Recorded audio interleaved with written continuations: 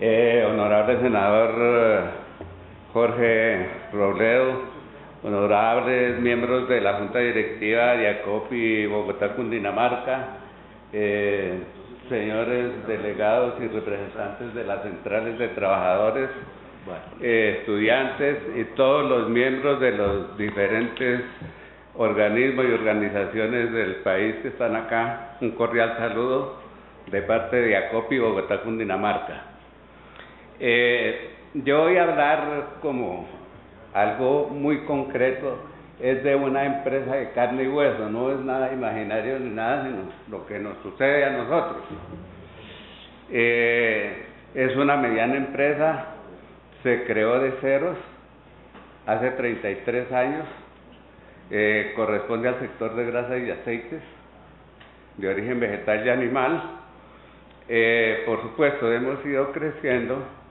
En este momento tenemos 2 plantas, una en San Benito, en el sector de Curtiembres, y otra en el sector de Venecia industrial, sector industrial de Venecia. Voy a hablar algo que no es contra la Federación de Palmeros, ni mucho menos, porque no estamos en contra de eso, sino que se presentan unas distorsiones y además los TLCs pues también nos están acabando. Resulta que nosotros, dentro de todo lo que hacemos margarinas. Esas margarinas tienen un componente del más o menos el 97% que es de origen palma. Entonces son fracciones, con eso se hace la margarina. Pero ¿qué sucede? Eso también tiene unas distorsiones que se trabajan, los precios de venta son sobre productos en el exterior. El precio pues se toma ya en Rotterdam, o en Malasia, o en donde sea. A eso le cargan una serie de costos. Por ejemplo, transportes, le cargan el mismo arancel y le cargan otras cosas. Ese es el precio en la extractora. Entonces ahí comienzan a presentarse en otras distorsiones. Fedepalma todos los meses saca una resolución fijando el precio que incluye lo que le digo, los aranceles, los transportes y tal. Eso es en puerto. ¿Qué sucede ahí en adelante? Fijan el precio. Luego los intermediarios en la cadena comienzan a distorsionar ese precio y a crear como escasez ficticia y le incrementan los precios, que puede estar por encima de 300, 400 pesos. Entonces eso nos afecta, porque nosotros no podemos estar compitiendo con otros países que llegan aquí los productos sin pagar aranceles ni nada, llegan por los tratados de libre comercio con aranceles cero y todo, pero nosotros sí ya hemos pagado sobre esa materia prima de aranceles y todo. Entonces ahí estamos completamente, digamos, desamparados, porque nos toca competir con unos precios y unas materias primas que ya tienen un costo muy diferente al que puede producir allá en el exterior esos productos. Bueno, entonces al hacer todas estas operaciones llegamos a tener unos precios por encima de lo que tienen en el exterior los que producen esa margarina. Entonces vamos al mercado, entonces ya los que traen o importan o hacen sin ningún arancel, pues nos llevan mucha ventaja, por lo menos casi el 38%, entonces pues les quedan más utilidades, mientras que nosotros que estamos aquí pagando impuestos, pagando todo, bueno, impuestos del 60 y pico, otros dicen que es el 70 y pico, que creo que ese es. Entonces ahí no estamos siendo competitivos. ¿Qué se presenta? Entonces, bueno, nos dicen, el gobierno le dice a uno, bueno, normalmente no las contestan las cartas que se les envían, pero que somos ineficaces, que no tenemos iniciativa, que no tenemos innovación. Entonces, ¿cómo contestamos eso? Contestamos diciendo que es posible que eso sea cierto y puede ser cierto, pero cuando uno monta una planta, de lo que sea, la monta es para hacer eso. No puede uno esperar 5 años, decir, bueno, vamos a a innovar y hacer algo. ¿Qué se puede innovar en una planta? Por ejemplo, los señores que hacen autopartes, cosas de esas. Ustedes han hecho su planta para hacer autopartes, no para otra cosa. Pues si cambian eso, tendrán que vender toda esa maquinaria, y si hay quien se la compre aquí, y si no, tendrán que venderla por chatarra, al peso, que eso sería. Entonces lo mismo ocurre con las diferentes plantas, no solo las de nosotros, sino otro tipo de plantas que ya no somos competitivos. ¿Por qué? Por esas distorsiones en los precios.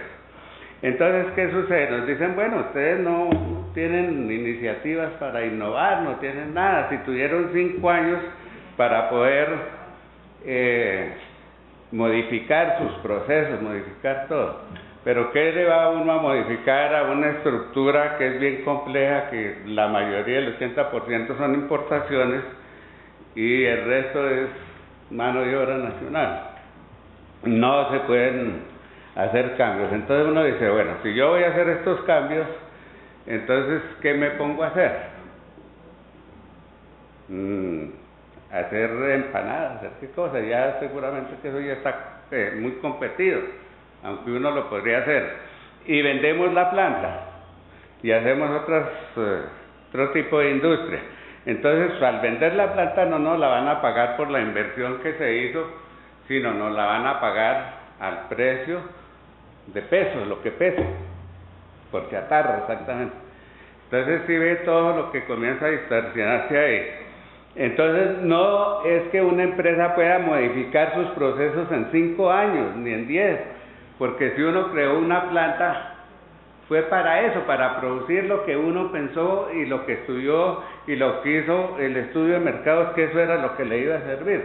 Pero no puede uno de un momento a otro decir que ya vamos a ser otro tipo de planta y que ya sabemos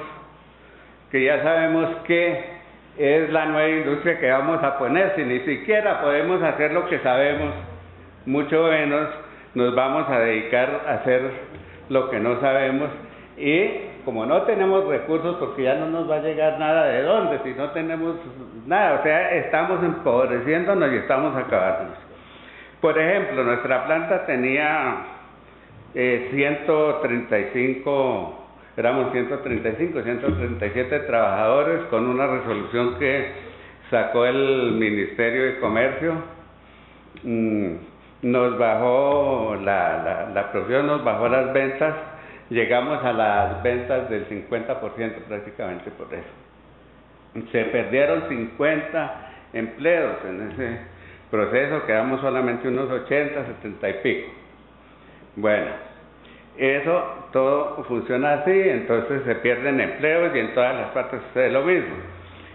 Lo otro que hay que hacer como un énfasis especial es que el Estado nos está exigiendo una cantidad de informes diariamente que nos tienen ya como complicado. Ya no podemos encontrarte gente por un lado y por otro, porque es una serie de resoluciones que la DIAN, que el DANE, que el INVIMA, que la Superintendencia de Sociedades, la Superintendencia de Industria y Comercio, y los problemas de la UGPP, creo que les manda uno hasta 10 veces lo mismo y le siguen trabajando sobre eso, le aceptan algo y vuelve y tiene que volver a mandar eso. Entonces, ¿qué les estaba diciendo? Y para que todos tengamos en cuenta, que prácticamente ya no nos hemos convertido en industriales, sino en empresas que comienzan a producir informes para el Estado, pero que no podemos trabajar. En cambio de dedicarnos a lo que sabemos, nos toca es dedicarnos a hacer informes para el Estado. No sé por qué el Estado siempre tiene que pedir los mismos informes o similares de lo que ya se le entrega al Estado. Eso nos tiene acabados, porque es mucho. Casi el 50% del personal administrativo está para hacer informes para el Estado. Entonces, bueno, el llamado es que se tenga en cuenta todas estas cantidades de cosas, que los productos que llegan pues tengan aranceles. Seguramente algunas materias primas, como estaba diciendo, no deben tener tampoco aranceles porque son materias primas y no podemos competir con el exterior. Entonces es bien importante que todos los empresarios, que todos los que estamos, nos unamos y nos afiliemos a alguna entidad. Pues nosotros somos de ACOPI y pues les hago el llamado para que nos afiliemos a ACOPI y así seremos una organización fuerte y podremos salir adelante. Como no tengo más tiempo.